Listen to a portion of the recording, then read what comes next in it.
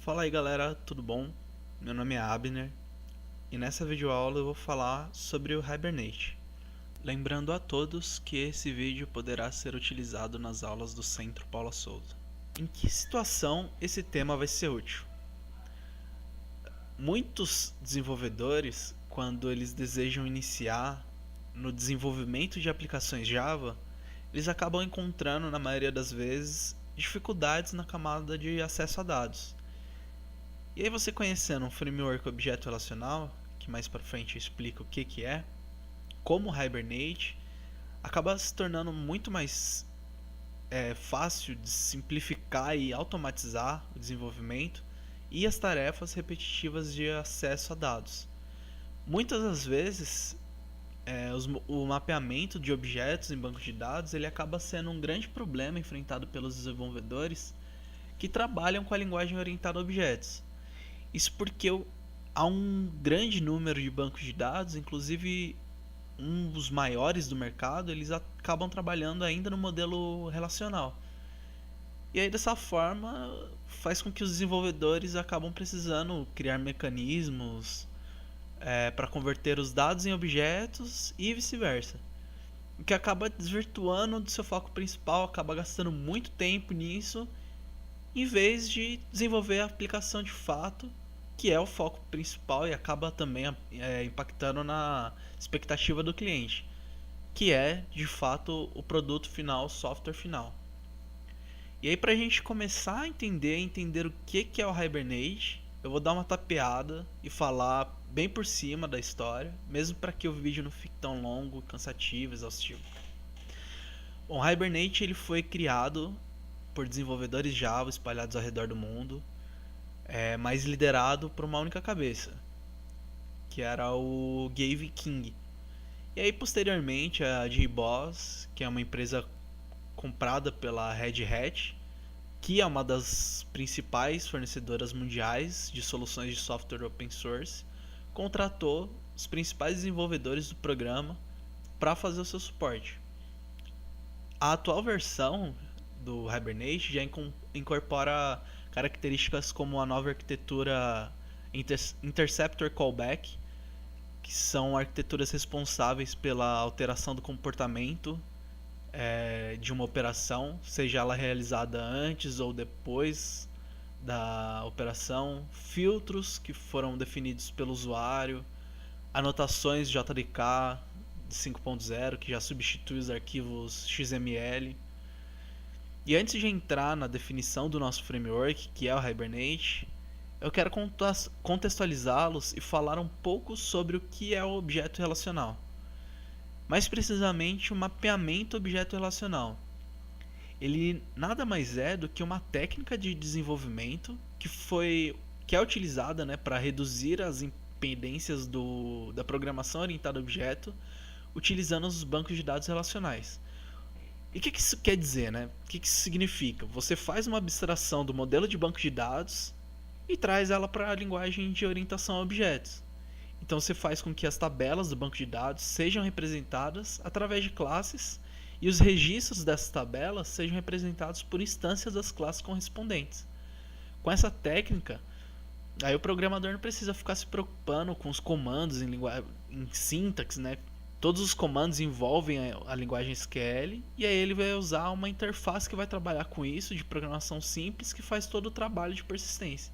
E é aí que a gente começa a fazer mais sentido a definição do Hibernate, que é onde eu vou entrar agora. Vocês vão ver que a definição dele não é mais nada do que um framework de mapeamento objeto relacional, e que foi escrito na linguagem Java. Mas também é disponível para a plataforma .NET com o NHibernate. E esse framework ele é responsável tanto por facilitar o mapeamento dos atributos entre uma base tradicional de dados relacionais e um modelo de objetos de uma aplicação. E isso mediante o uso de arquivos XML ou Java's Annotations. Lembrando que é completamente livre, né, o Hibernate ele é open source e distribuído com a licença LGPL. É importante salientar que o Hibernate ele trabalha com HQL, que as siglas significam Hibernate Query Language. O que é isso, né? O que é o HQL? Ele é nada mais do que um dialeto SQL para o Hibernate e é muito poderoso, cara. E parece muito com a linguagem SQL. Só que a diferença é que é totalmente orientado a objetos, incluindo todos os paradigmas de herança, polimorfismo, encapsulamento. E assim, no Hibernate você tem a liberdade de tanto usar SQL quanto HQL. Mas se você usar HQL, você tem os benefícios, tem as diferenças, que aí você vai poder executar os pedidos SQL sobre as classes de persistência do Java, em vez das tabelas do banco de dados, por exemplo. Outra vantagem é a de portabilidade do banco. Ou seja, supondo que a gente está utilizando o banco de dados X, aí a gente quer trocar para um banco de dados Y. O HQL ele automaticamente cria os comandos referentes a cada banco de dados. E cara, isso facilita muito no desenvolvimento, já que o SQL, se a gente estivesse usando a linguagem do SQL, teríamos que rastrear, né, e alterar vários códigos do sistema.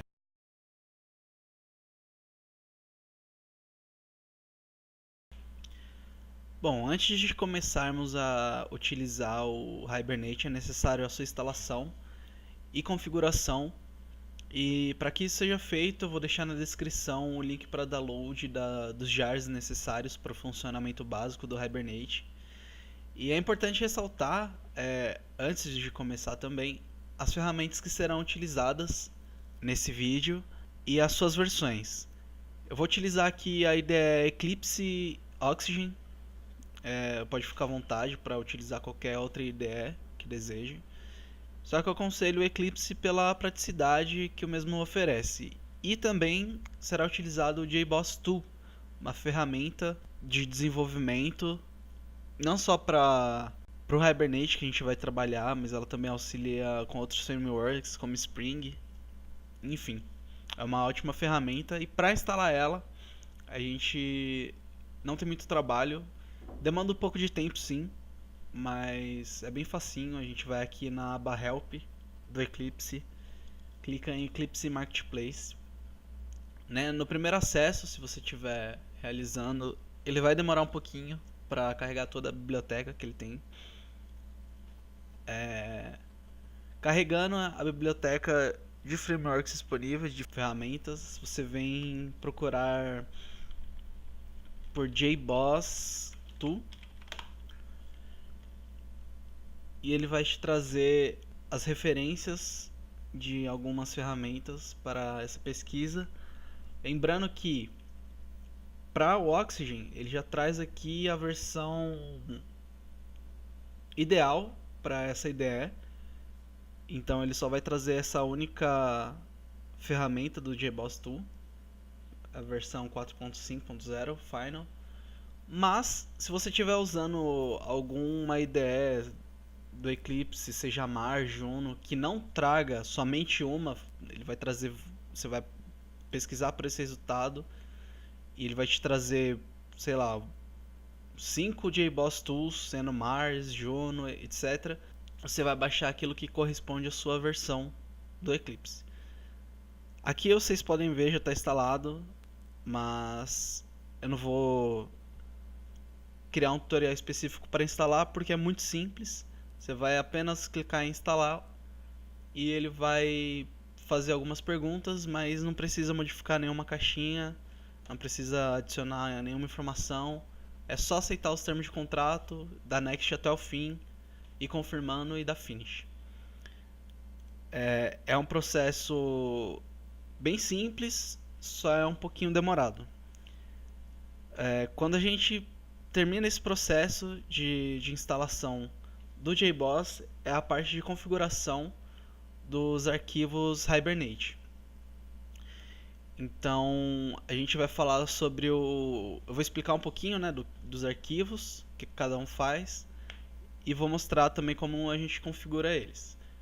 O primeiro é o Hibernate config XML. Nesse arquivo ficam todas as configurações de inicialização do Hibernate. Então ficam os mapeamentos de classe e qualquer outra configuração que seja necessária para inicializar o Hibernate.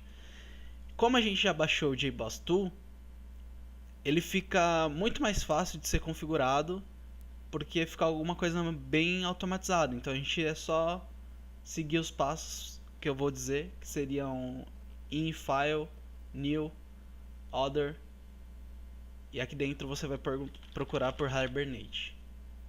Se você não tiver instalado o JBoss Tool, você não vai conseguir achar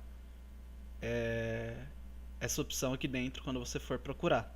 Vai aparecer nada referente quando você digitar Hibernate.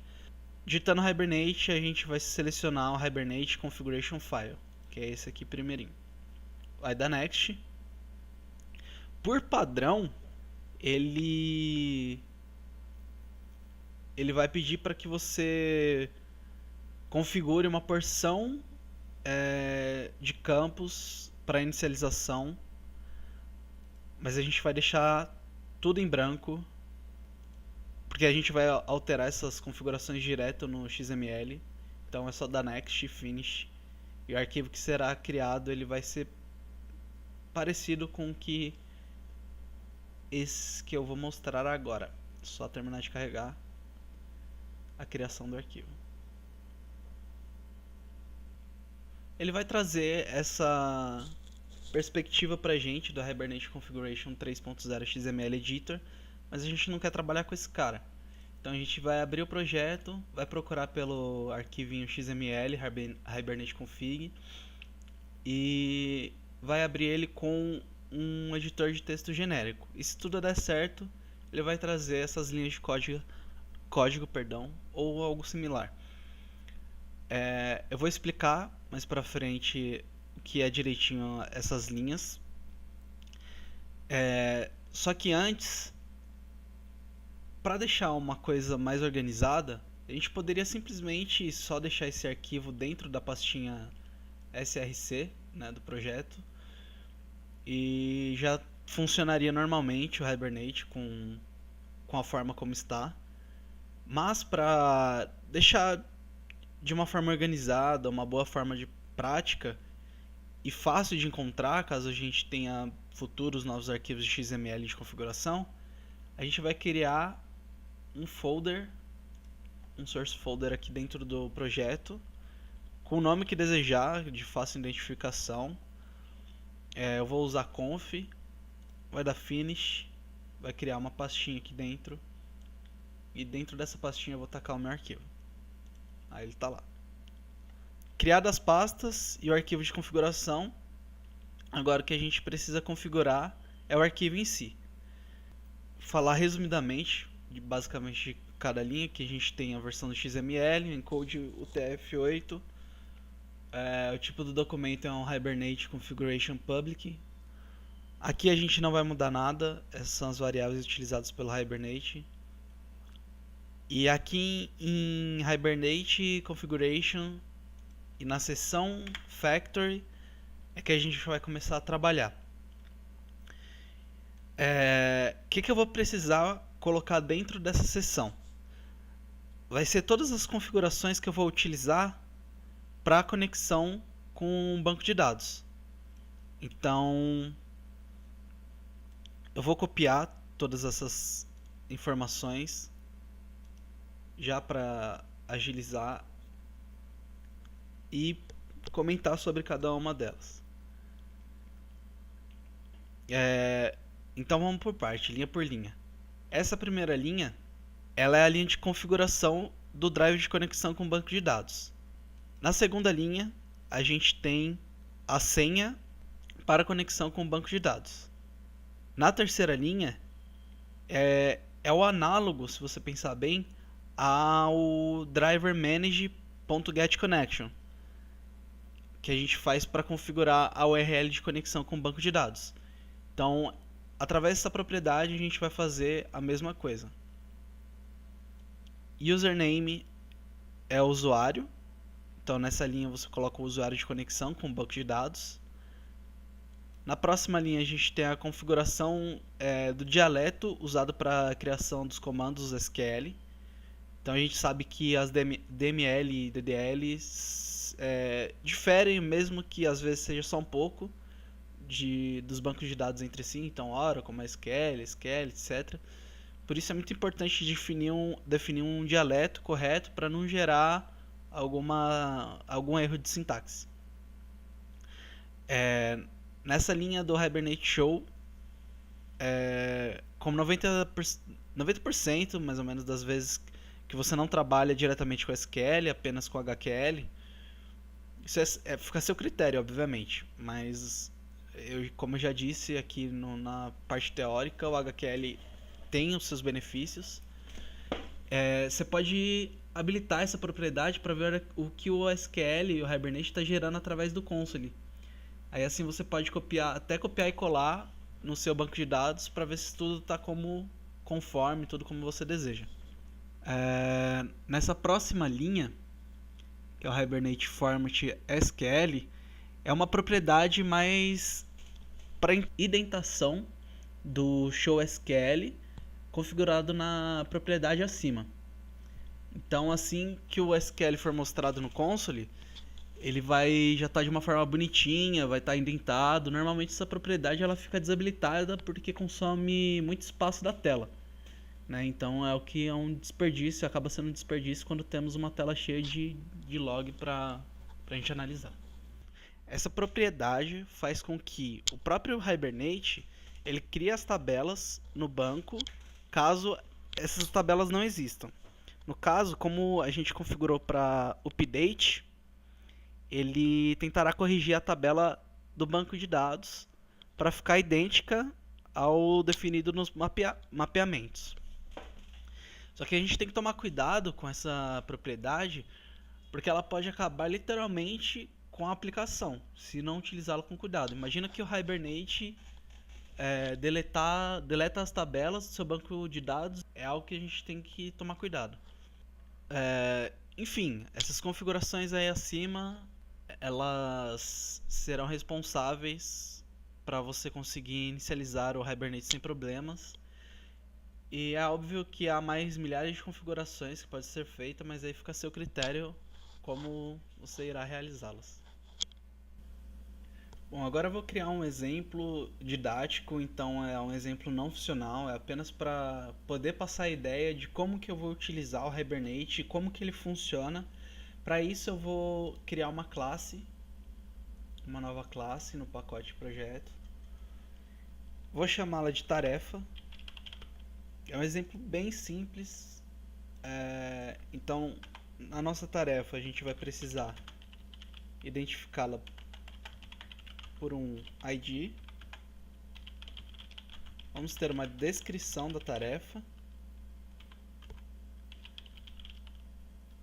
Vamos ter o status para saber se ela está finalizada ou não. E só.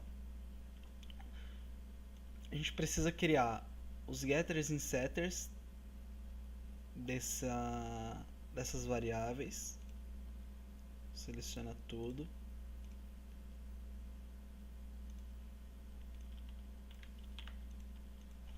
Pronto. Essa classe como qualquer outra que você aprendeu a escrever em Java, ela é igual, ela não tem nenhuma diferença. A única coisa que a gente precisa configurar para que o Hibernate saiba da existência dela e dessa forma ele saiba que deve inserir uma linha na tabela, tarefa, no caso, toda vez que for requisitado que um objeto desse tipo seja salvo, a gente precisa de anotações.